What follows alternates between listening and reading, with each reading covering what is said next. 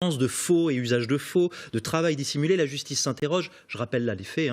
2 assistants parlementaires européens auraient été payés par Bruxelles, mais auraient travaillé exclusivement pour le FN, ce qui est interdit. En tout cas, c'est ce point qu'interrogent les enquêteurs. C'est le cas? Ils ne travaillaient que pour le parti, ces assistants parlementaires? Bien sûr que non. Ils travaillaient comme assistants parlementaires pour les députés Front National auxquels ils étaient rattachés. Mais vous savez, dans cette affaire, c'est Martin Schulz, le président socialiste du Parlement européen, qui a saisi le ministère de la Justice socialiste à Paris.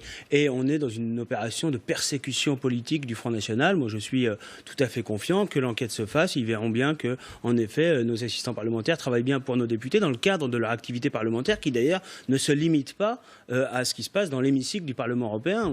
Quand on est un parlementaire, quand on a la responsabilité et la chance et l'honneur d'avoir été choisi par les Français, eh bien on est dans l'action parlementaire en permanence quand on porte sa parole publique, y compris à l'extérieur de l'hémicycle. Mais je crois que ce sont des principes généraux qui sont intangibles, mais qui échappent totalement aux eurocrates qui voudraient réduire à la fois les députés et leurs assistants parlementaires à un rôle de fonctionnaires docile de l'Union européenne, qui pourtant est en échec et de plus en plus rejetée par les peuples.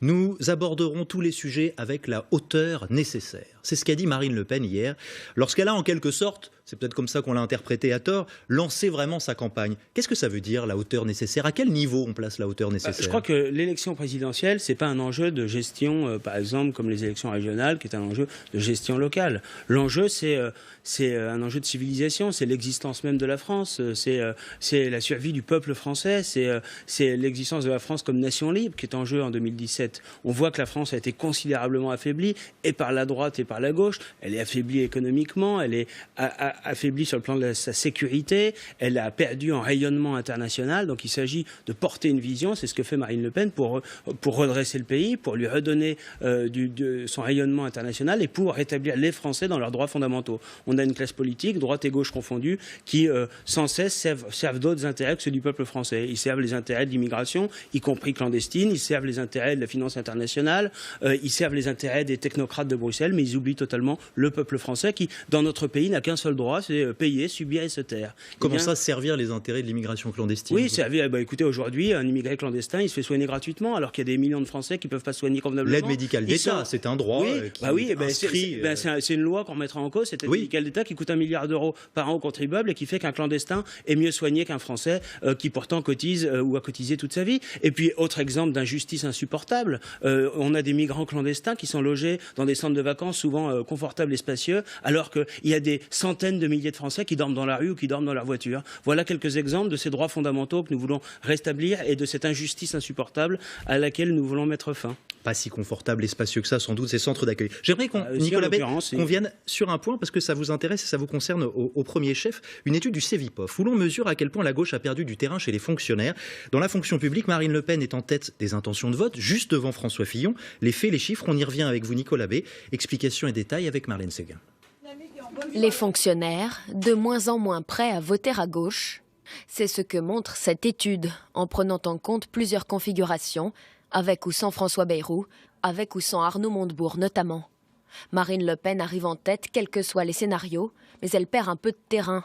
La faute sans doute à François Fillon, 5 points au-dessus du meilleur candidat de la gauche. Alors il y a une léger tassement ou léger effritement des intentions de vote en faveur des candidats de la gauche, quels qu'ils soient, à l'intérieur du secteur public. Un petit peu comme si, d'une certaine manière, les salariés du secteur public exprimaient leur déception face au mandat de François Hollande. Conclusion du Cevipof, la droitisation de l'électorat fonctionnaire n'a pas été freinée par l'arrivée de François Fillon, malgré un programme qui les concerne directement, suppression de 500 000 emplois en 5 ans, passage aux 39 heures payées 37, retraite alignée sur celle du privé. Des mesures sur lesquelles le PS compte pour récupérer une partie de son électorat. Vous verrez que dans le vote, les fonctionnaires ne voteront pas la réduction de 500 000 fonctionnaires. Vous êtes bien sûr de vous, parce que c'est pas ce qu'indiquent les études. J'en suis à peu près sûr. Cette portion d'étude a été réalisée début décembre, juste après la victoire de François Fillon à la primaire de la droite. Selon le Cevipof, il se peut que cet effet Fillon se dissipe en effet dans les mois qui viennent.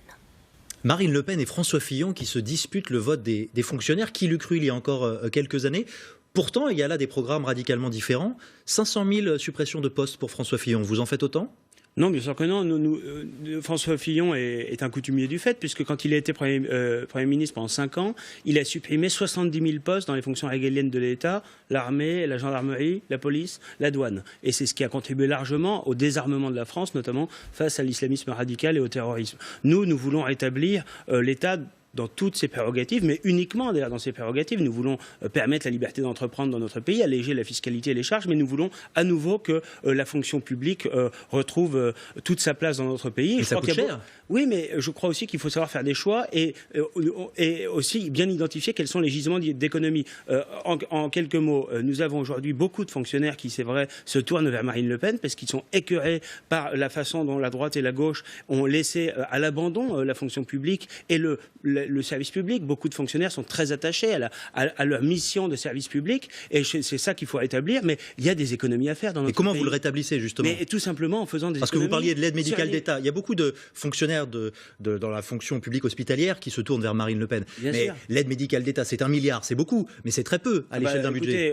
Il y a la fraude fiscale qui représente 50 milliards d'euros par an. Il y a la fraude sociale qui représente 20 milliards d'euros par an. Il y a l'immigration qui coûte, selon les spécialistes, entre 35 et 60 milliards d'euros par an. Il y a la politique de la ville dans laquelle on verse 90 milliards d'euros par an et qui est un échec total. Il y a le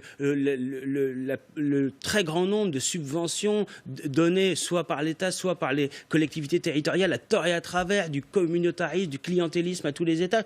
Nous voulons que l'argent public soit utilisé au service de l'intérêt général. On voit dans certaines mairies FN, vous le supprimez, des subventions à des associations, au Secours Populaire par exemple. Non, mais en l'occurrence, c'est une antenne totalement politisée qui se comportait comme des adversaires politiques. Mais dans les municipalités Front National, nous avons baissé les impôts, nous avons amélioré, nous avons maintenu les investissements, nous avons diminué la dette et effectivement, nous avons fait la chasse aux gaspillages qui sont nombreux en réservant les subventions, c'est-à-dire l'argent public, à ce qui relève réellement de l'intérêt collectif et pas pour acheter ou choyer telle ou telle petite catégorie, comme le font et la droite et la gauche lorsqu'ils dirigent des collectivités locales. Le résultat, c'est ce qu'on a vu à Nice avec Christian Estrosi, à Bordeaux avec Alain Juppé, qui finance l'UEIF, c'est-à-dire la branche locale des frères musulmans, avec l'argent public municipal. Ça, c'est inacceptable et c'est ce genre de dérive et ce genre de gaspillage auquel il faut mettre fin, d'autant plus qu'ils sont dangereux en l'occurrence. Nicolas Bay, merci d'être venu sur ce plateau, secrétaire général du Front National, député au Parlement européen. Merci d'être venu nous voir.